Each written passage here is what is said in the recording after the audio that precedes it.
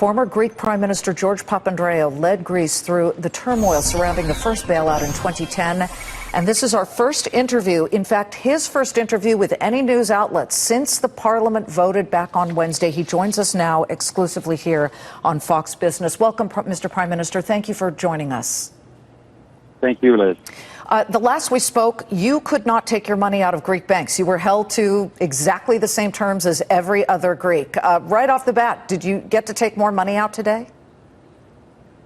Well, actually, what we did have is the possibility of using our credit card. So transactions within Greece, not with foreign, with any outside countries or outside companies, or let's say if you wanted to buy something on Amazon.com, you just couldn't do it. You couldn't do it.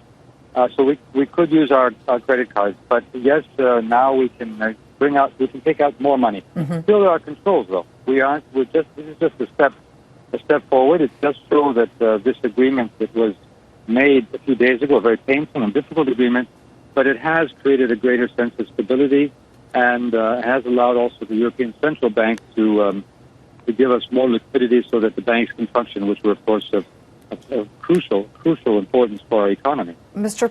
Papandreou, I find it so unbelievable to hear that the former Prime Minister or anybody can't take money out of the bank or can't even buy something on Amazon.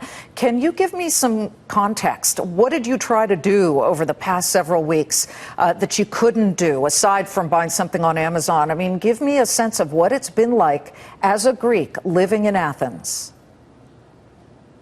Well, obviously, I had to basically say, let's stop consumption. Let's just live with, the basics. We don't know what will happen. We didn't know if we might have what is called a bail-in. That is, that actually our deposits would get a haircut in order to recapitalize the banks. Something that happened in our neighboring country of Cyprus.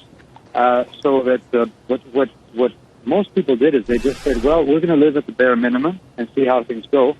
But it also hurt a lot of companies because, companies need transactions. They have transactions with the outside world, for example, tourist companies or, travel agencies. They got a lot of the contracts stopped because they couldn't pay upfront to secure the deals with other travel with airplane companies or other travel agencies outside Greece.